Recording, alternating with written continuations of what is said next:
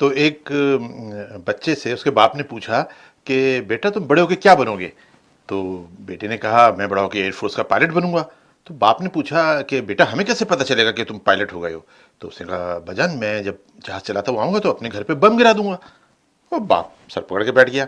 تو یہ واقعہ تو یہ قصہ ہم بچپن سے سنتے آئے ہیں۔ پریکٹیکلی جو ثبوت ہے وہ موجودہ حکومت ہے اور اس کے سربراہ ہیں عمران خان صاحب، جو اپنے ہی ملک میں اپنی ہی حکومت میں ایک 10 لاکھ کا بقول ان کے 10 لاکھ یعنی کہ 10,000 یا 100 کا ایک اجتماع کرنا چاہ رہے ہیں، جو کہ چارج ہو، جس میں جوش ہو، جس میں ولولہ ہو، لوگ یہ کہتے ہوئے آئیں کہ ہاں اس حکومت نے ہمیں چینی دی ہے، اس حکومت نے ہمیں آٹا دیا ہے، اس حکومت نے ہمیں پیسہ دیا ہے، اس حکومت میں نوکریاں ملی ہیں، اس حکومت میں 1 کروڑ مکان ملے ہیں، اس حکومت نے 2 کروڑ نوکریاں ملی ہیں۔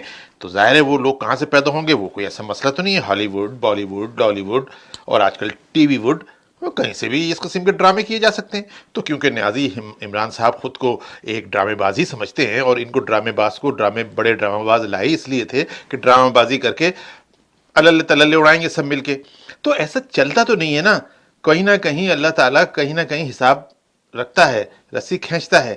اب اس کی رسی کھینچنے کا وقت آ گیا ہے تو یہ بولا گئے ہیں اور وہ اقدامات کر رہے ہیں جن کی وجہ سے ان پر آرٹیکل 6 لگ سکتا ہے۔ جی ہاں، ایسی کوئی حیرانی کی بات نہیں ہے۔ آرٹیکل 6 کبھی کبھار تو ایسے بٹ رہا ہوتا ہے، جیسے کراچی میں ایک زمانے میں بٹا تھا کہ جو الطاف حسین کے جلسے میں جائے گا آرٹیکل 6، جو اس میں تالیاں بجائے گا اس پہ آرٹیکل 6۔ یہی وجہ ہے کہ کراچی آج بے یار و مددگار ہے۔ تو آرٹیکل 6 ایسے لگ جاتے ہیں، ٹھیک ہے، فیصلے اس میں ایمانداری سے ہوتے ہیں، کورٹیں فیصلہ کرتی ہیں، جیسا کہ پرویز مشرف کے حوالے سے ہوا جو کہ صحیح فیصلہ تھا۔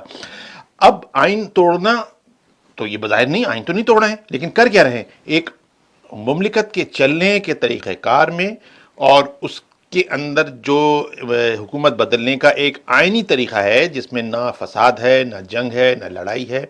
اگر آپ کی حکومت تو اکثریت حاصل نہیں ہے اور عدم اعتماد کی تحریک آتی ہے، آپ فیصلہ قبول کریں اور جو بھی دوسری حکومت بنتی ہے بننے دیں، آپ اپوزیشن میں ہو جائیں۔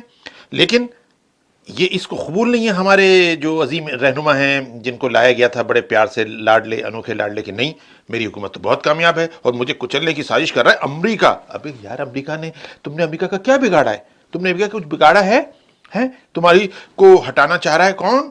فرانس؟ کون؟ جرمنی؟ او ہو، تمہیں یوکرین جس نے کشمیر پہ تمہیں واحد ووٹ دیے تھے ابھی 2 سال پہلے، جب پورا جس کے تم چمچہ گیری کر رہے ہو، روس اس نے ٹھینگا دکھا دیا تھا۔ تو خارجہ پالیسی نام کی تمہارے اندر کوئی پالیسی نہیں، نہ تمہیں عقل، نہ تمہیں فطور، تم ایک کٹ پتلی تھے، لیکن ایسی کٹ پتلی تھے کہ جس کا دماغ دیکھ کے خراب ہو گیا کہ ہر چیز میری مرضی کی مل رہی ہے، جاؤ اس کو منا لاؤ، جاؤ جہانگیر ترین کے جہازوں سے میری حمایت لے آؤ، جاؤ شہباز شریف کو گرفتار کر دو، جاؤ مریم نواز کو بیچاری کو گرفتار کر دو اور جیل کے اندر جب اپنے باپ سے مل رہی ہو گرفتار کر دو۔ یہ اوچھے ہتھ کنڈے بیٹھے بیٹھے کر رہا تھا۔ مستنڈے ٹائپ کے لوگ، حکمراں ایسے بر صغیر کی تاریخ میں بہت آئے ہیں اور لاتیں پڑھ کے جوتے پڑھ کے وہ گئے ہیں۔ تو یہ ان میں سے ایک ہے، لیکن بدقسمتی ہماری یہ ہے کہ اس کو وہ لوگ لائے تھے جن پہ ہم فخر کرتے ہیں، جن کے ہم سلوٹ کرتے ہیں۔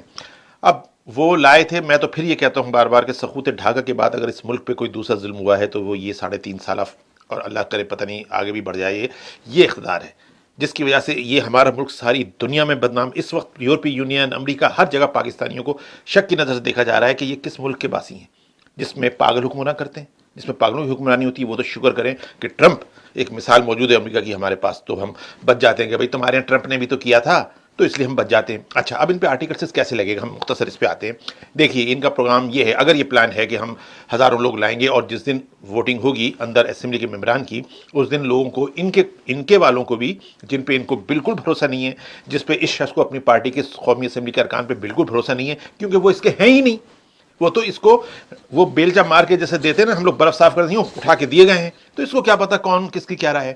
تو یہ چاہتے ہیں کہ ان کو ہم روک لیں، ان کو اسمبلی میں جانے نہ دیں، اور ایک لسٹ بنا کے بھیج دیں اسپیکر کے پاس، جو کہ بالکل غلط اسپیکر ہے، جو کہ اسپیکر کو بالکل نیوٹرل ہونا چاہیے، جانور والا نیوٹرل جس کو یہ کہہ رہا ہے ویسا نیوٹرل ہونا چاہیے، اور اس کو وہ فیصلے کرنے چاہیے جو آئین اس کو فراہم کرتا ہے۔ لیکن ہوگا کیا کہ ان کا جو پروگرام ہے کہ وہ ہم جانے نہیں دیں گے اندر، اسمبلی جو اسپیکر ہے اس کو 28 ارکان کی ایک لسٹ دے دیں گے کہ وہاں پر یہ اعلان کر دیں کہ اگر یہ آ بھی جائیں کسی طرح اندر تو ان کا ووٹ کاؤنٹ نہ ہو۔ وہ آ کے یہ لوگ اسمبلی میں اپوزیشن پہنچے گی اور وہ کہہ دے گا کہ یہ تو پورا کورم پورا نہیں ہوا۔ کورم مین دونوں جو حصے ہیں جن کو مختلف دروازوں سے باہر نکلنا، اس میں ایک سائڈ پہ لوگ ہیں ہی نہیں، اور اگر وہ لوگ کسی طرح اندر آ گئے تو ان کے بارے میں کہہ دے گا ان کا ووٹ میں کاؤنٹ نہیں کرتا۔ اب یہ سب چیزیں بالکل غیر آئینی ہیں، اور آئین اس کی بالکل اجازت نہیں دیتا، کیونکہ جب تک کوئی ڈیفالٹ نہ ہو اس وقت تک آپ اس پہ الزام لگا نہیں سکتے۔ خیر یہ آئینی بحثیں میں اس میں نہیں جا رہا، آئین کی خلاف ورزی ہوگی، اور اس طرح وہ اسمبلی میں تحریک ناکام ہو جائے گی، اور یہ باہر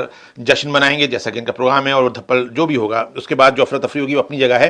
لیکن جیسا کہ میں پہلے بھی بتا چکا ہوں، عدم اعتماد کی تحریک اگر آ جاتی ہے کسی کے خلاف تو اس کا مطلب وہ حکومت اب گئی، دل کا جانا ٹھہر گیا ہے، ابھی گیا یا تھوڑی دیر بعد گیا۔ بے نظیر کے خلاف تحریک عدم اعتماد آئی تھی، بے شک ناکام ہوئی تھی، حالانکہ بہت بڑی تحریک تھی، لیکن اس کے بعد بے نظیر کتنا رہی تھی؟ مارچ میں آئی تھی، اپریل مئی جون جولائی، 4 ساڑھے 4 مہینے میں، یا شاید 5 مہینے میں نکلنی تھی۔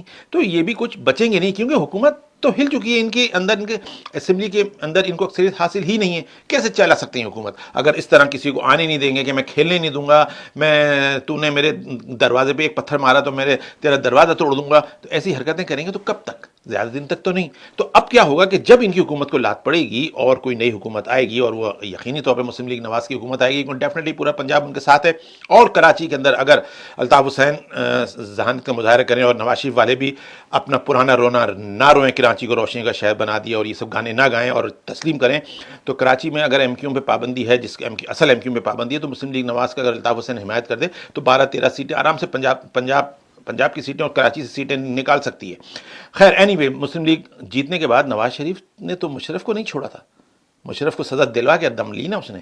تو اب آئین کی خلاف ورزی پر اور اسمبلی میں ممبران کو پہنچنے سے روکنے کی طاقت کے ذریعے کوشش، اور وہ بھی وزیر اعظم پاکستان کی جانب سے جو کہ با اختیار ہے، اپوزیشن نہیں ہے، تو اس کا مطلب ہے اس نے حکومت میں رہتے ہوئے آئین کی خلاف ورزی کی، آئین کو توڑا۔ تو آرٹیکل 6 اس پر بھی اور اس کے اسپیکر پر بھی، عمران خان نیازی اور اسد قیصر، ان دونوں پہ آرٹیکل 6 لگ سکتا ہے۔